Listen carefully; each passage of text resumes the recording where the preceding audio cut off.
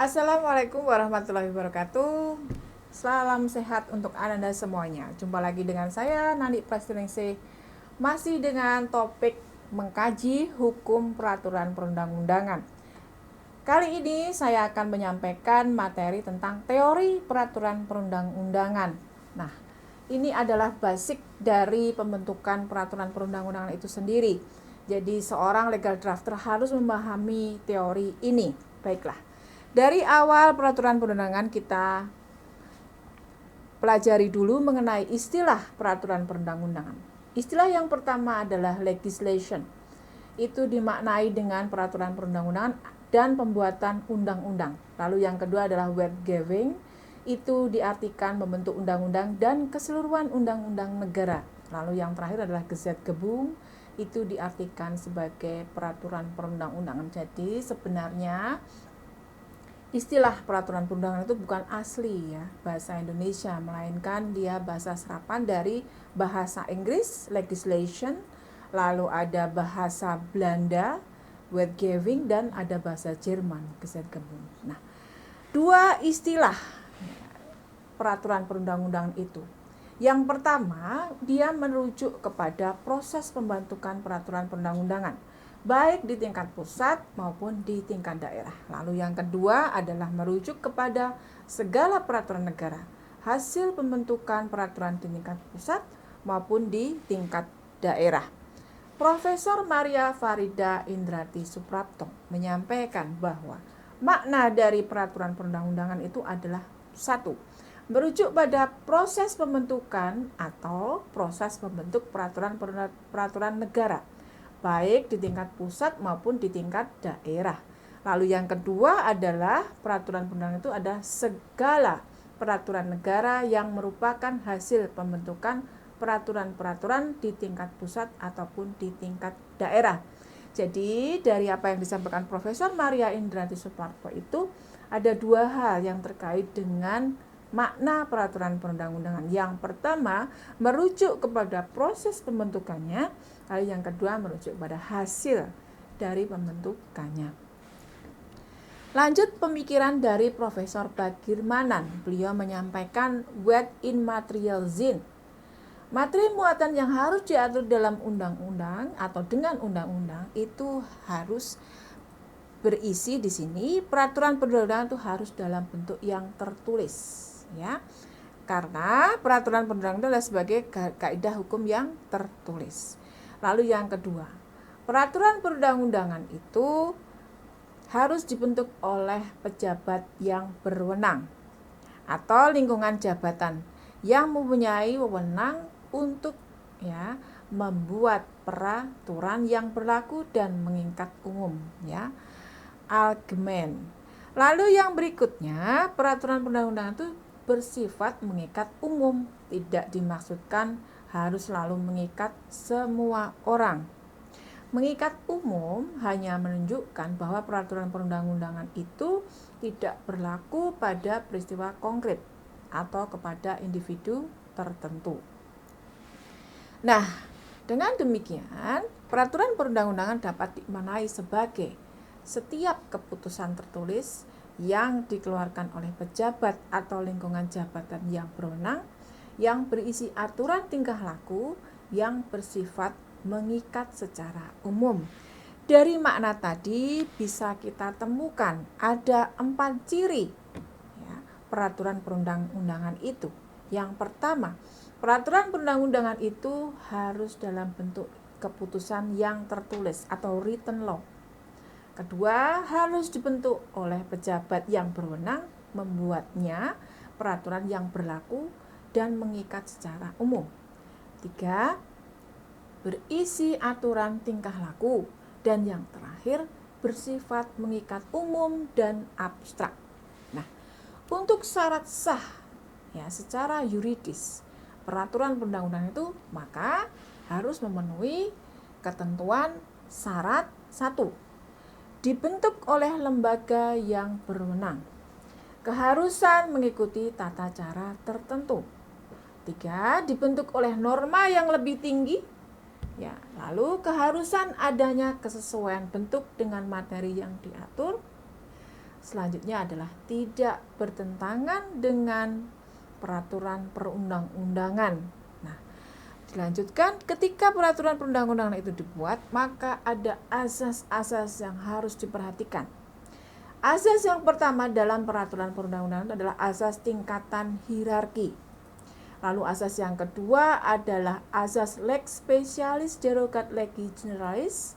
Asas yang ketiga, lex posteriori derogat legi priori, dan yang keempat adalah asas non retroaktif. Nah, apakah makna dari asas-asas tersebut? Yang pertama adalah asas tingkatan hierarki atau lex superior derogat legi inferior. Bahwa peraturan yang tingkatannya lebih rendah itu tidak boleh bertentangan dengan peraturan yang tingkatannya lebih tinggi. Sekaligus peraturan yang lebih rendah itu dibuat berdasarkan pada peraturan yang tingkatannya lebih tinggi. Asas yang kedua, lex specialis derogat legi generalis. Maknanya adalah bahwa peraturan yang materi pengaturannya khusus, lex specialis ya, akan mengenyampingkan peraturan yang pengaturannya luas atau umum sepanjang mengatur materi yang sama. Asas yang ketiga, lex posteriori derogat legi priori, bahwa peraturan yang dikeluarkan kemudian atau baru akan mengenyampingkan peraturan yang dikeluarkan terdahulu atau lama sepanjang mengatur materi yang sama. Dan yang terakhir adalah asas non retroaktif, bahwa peraturan perundang-undangan tidak boleh berlaku surut kecuali karena alasan tertentu, maka peraturan tersebut diberlakukan berlaku surut ex post facto. Jadi sebenarnya memang tidak diperkenankan peraturan ditetapkan hari ini tetapi mengikat peristiwa sebelumnya atau kemarin, karena ini tidak sesuai dengan asas legalitas. Nah, sehingga 4 asas yang tadi disebutkan itu menjadi asas atau prinsip-prinsip dasar dalam pembentukan peraturan perundang-undangan. Selanjutnya, di dalam setiap peraturan itu ada yang disebut dengan norma hukum. Norma hukum itu apa? Norma yang pertama, patokan bagi seseorang dalam bertindak atau bertingkah laku, dan bisa berupa perintah, larangan, pengizinan, pembebasan.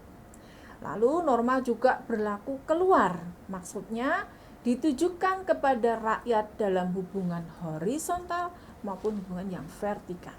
Bersifat umum, ditujukan kepada orang banyak yang tidak tertentu, anonim. Ya. Bersifat, dilanjutkan dengan norma hukum.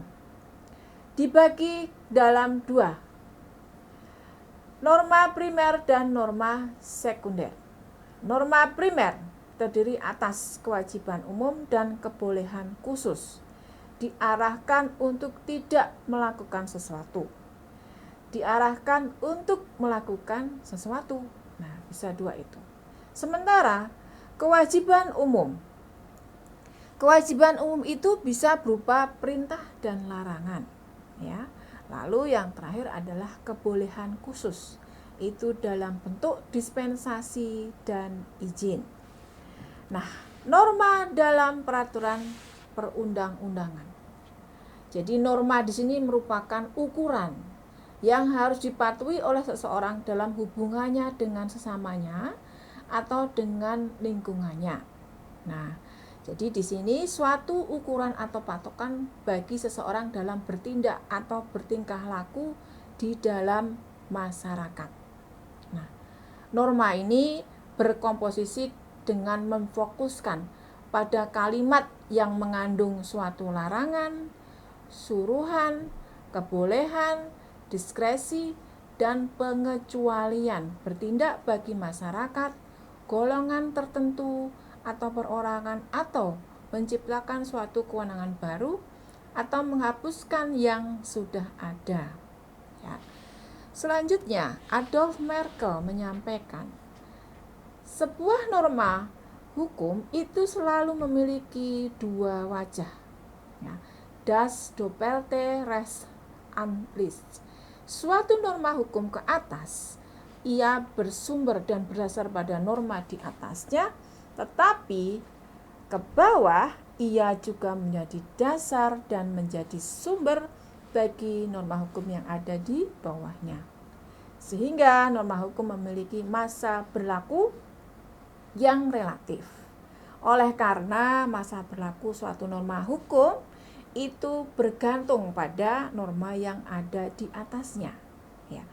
Bila norma hukum yang di atasnya dicabut atau dihapus, maka norma-norma hukum yang berada di bawahnya tercabut atau terhapus. Nah, wajah norma hukum Adolf Merkle seperti yang ada di slide ini menggambarkan ya bagaimana norma hukum ini secara ke atas harus bersumber pada norma yang ada di atasnya, dan ke bawah dia menjadi dasar bagi norma yang berada di bawahnya. Selanjutnya masuk ke teori jenjang norma, Stufendesrecht, atau yang terkenal dengan Stufenbau teori yang disampaikan oleh Hans Kelsen. Hans Kelsen menyatakan bahwa norma tadi harus berjenjang-jenjang. Ya, kondisi norma itu berjenjang-jenjang, berlevel-level. Karena inspirasi teori Hans Kelsen ini adalah dari teori Adolf Merkle, bahwa norma memiliki dua wajah, ke atas dan ke bawah. Dengan demikian norma itu berlevel-level, berjenjang-jenjang. Dan norma yang paling tinggi itu adalah Grundnorm. Ini norma yang paling tinggi menjadi dasar bagi norma-norma di tingkat bawahnya. Nah, menurut Stufendesrecht bahwa setiap aturan hukum yang lebih rendah mengacu dan tidak boleh bertentangan dengan aturan yang lebih tinggi. Dan aturan yang tertinggi mengacu pada norma dasar yang disebut dengan Grundnorm. Nah, teori jenjang norma itu sendiri sebenarnya ya, menjelaskan bahwa suatu norma hukum itu selalu berdasar. Ya, ada dasarnya maksudnya, dan bersumber, ada sumbernya pada norma yang di atasnya. Akan tetapi ke bawah pun norma hukum juga akan menjadi sumber dan menjadi dasar bagi norma yang lebih rendah daripadanya. Sementara norma tertinggi atau Grundnorm ya, atau norma dasar itu menjadi tempat bergantungnya norma-norma di bawahnya. Sehingga apabila Grundnorm, maka sistem norma yang di bawahnya akan rusak. Nah, inilah korelasi antar norma dalam hierarki. Ya. Karakteristik korelasi antar satu norma dengan norma yang lain adalah tata hukum yang hierarkis. Ini menurut Hans Kelsen ya, hierarkis, hubungan atas bawah. Maksudnya peraturan yang lebih rendah harus bersumber atau memiliki dasar hukum atau validasi dari suatu peraturan perundang-undangan yang lebih tinggi. Demikian halnya di bagian isi atau materi muatannya pun, untuk peraturan yang lebih rendah tidak boleh menyimpangi atau bertentangan dengan peraturan yang lebih tinggi. Ananda semuanya, demikianlah yang bisa saya sampaikan terkait dengan teori peraturan perundang-undangan. Terima kasih atas perhatiannya. Jumpa kembali. Salam sehat untuk Anda semuanya. Assalamualaikum warahmatullahi wabarakatuh.